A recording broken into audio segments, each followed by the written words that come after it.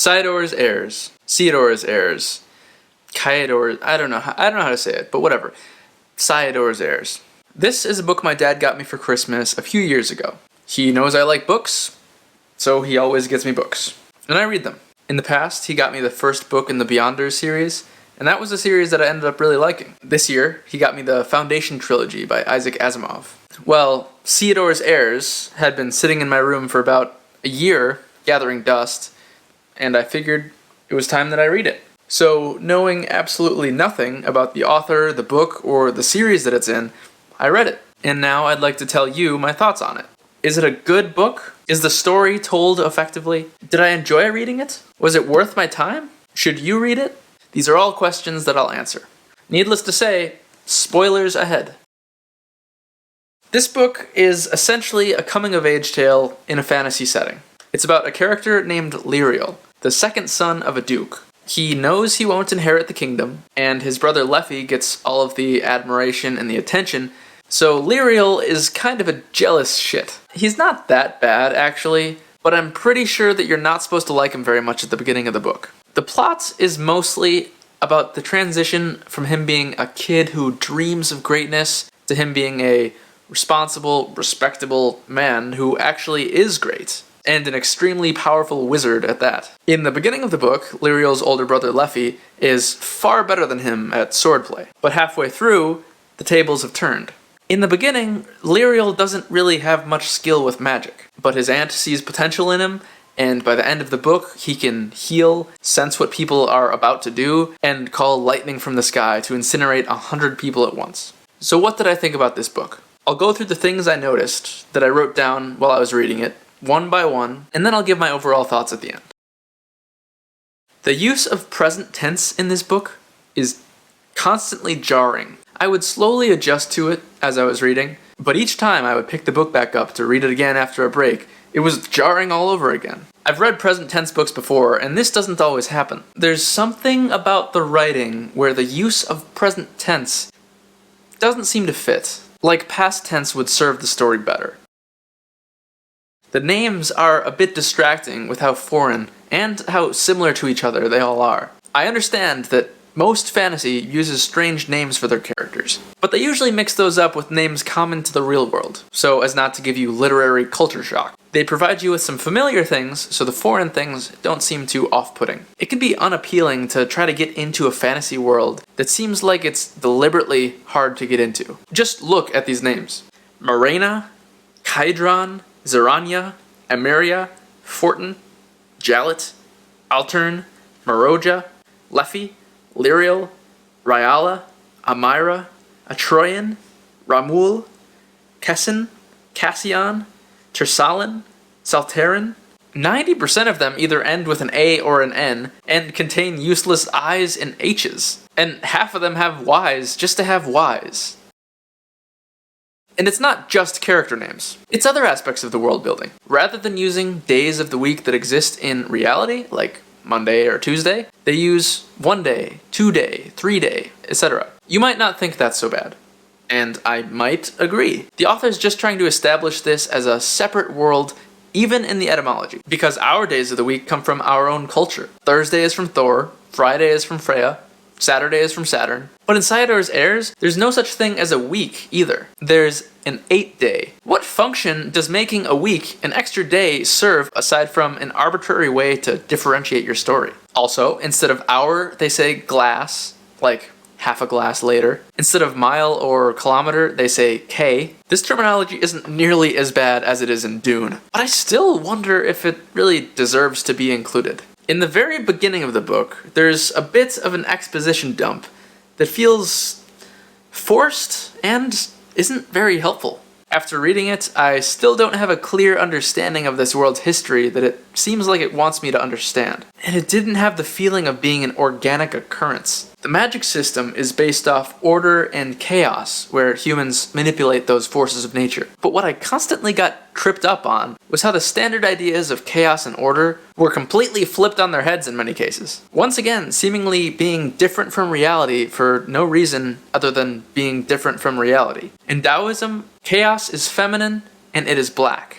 Order is masculine and it is white. In this book, chaos is white and order is black. Chaos is masculine and order is feminine. So in those dimensions, it's completely flipped on its head. And that might all be permissible if it didn't have any effect on the logic of the world building. But it does. Men use chaos magic, and many of them are blind to order, including the Duke, the main character's father. Am I supposed to believe that the ruler, a person who is supposed to create and uphold order, is blind to the energies of order? That he thinks the use of order is unmanly? It's obviously contradictory.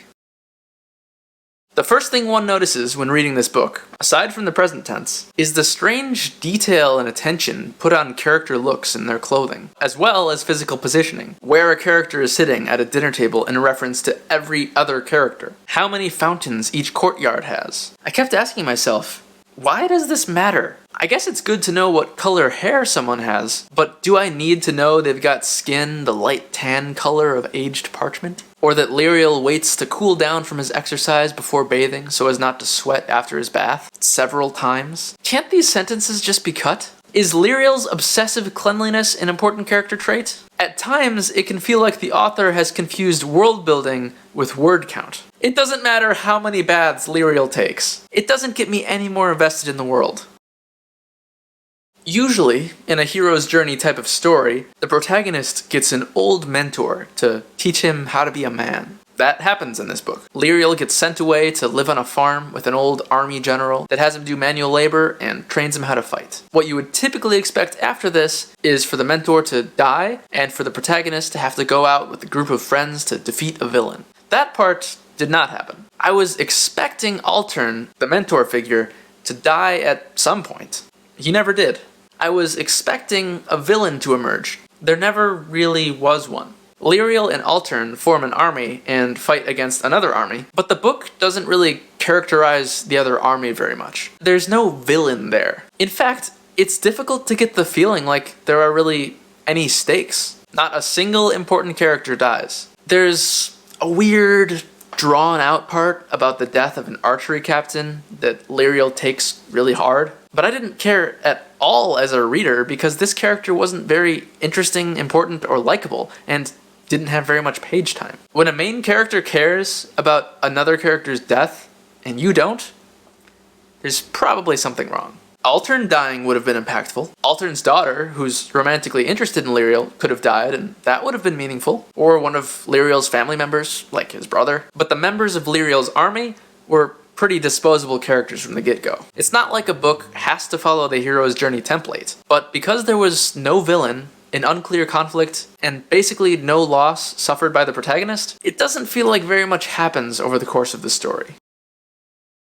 The protagonist spends a large portion of the book within a culture unfamiliar to him. He goes to the Verd, a large forest region. The inhabitants are chaortists, who believe that chaos is feminine and order is masculine. Lyriel finds this strange, but that's as far as it ever goes. A lot more time could have been put into exploring this. Cyador's Heirs frequently seems like it'll have some interesting insights on things like gender roles. It's a concept that comes up a lot, at least indirectly, but the protagonist never really does anything or learns anything about it. For a guy who's a rare being that can use both order and chaos magic, that seems weird. It was mostly the small glimmers of concepts such as this that made me want to keep reading. I always hoped that some of the things this book was hinting at would be elaborated on, but they never were. So I've got to wonder, why? Did the author want to save cool concepts he thought of for future use and unravel them little by little? Did the author think directly explaining these concepts would ruin the book or the reading experience, and it's better to figure it out on your own? Just like how Emiria hints at things for Lyriel to learn without outright telling him? Or did the author not actually have any interesting ideas at all? Maybe he only thought of partial concepts and had no further explanations or payoff. The whole time I was reading the book, I was expecting it to lead to some revelation, some hushed secret or ancient knowledge or universal truth that only few know that Lyriel could discover to make sense of everything. To explain why chaos is male when it seems to be contradictory, for instance. There were many moments in the book that were bordering on being philosophically interesting, but then weren't. So this book is the 17th book in a saga called the Saga of Recluce, which contains stories spanning 2,000 years. I knew nothing about this saga or any of the books until after I read Cyador's Heirs. So I think what's happening is some of the things hinted at in the book aren't actually being hinted at. They're just there. And if you've read the previous books, then you'll understand what it's all about. And if you haven't, it will seem like some hidden mystery, like it did to me. These hints are never revealed in this book, which, as a standalone read, might make it kind of disappointing. But I also think a lot of them are done quite well. There's suggestions of some glorious forgotten past that is only referred to vaguely, because the characters in the story only know about it vaguely. For the characters at this point in time in the saga, the rational stars is a legend. It seems like they don't really know anything about it, aside from the fact that some sort of advanced ancestry existed. As a first-time reader, it might be a mystery, but you're not really missing out on anything because you know as much as the characters know. So despite this being the 17th book in a saga, because it's picking up with new characters and focusing just on them, it mostly works as a book that requires no further reading. I'm sure I would have gotten even more out of it had I read the previous 16 books first. But it still functioned as a story without them. It's not like reading the 4th Harry Potter book first. It's more like reading The Hobbits without having read The Children of Hurin. That's not the best example, but you get the point. The stories are hundreds of years apart. Though I don't know why my dad decided to get me a book that's the 17th in a saga.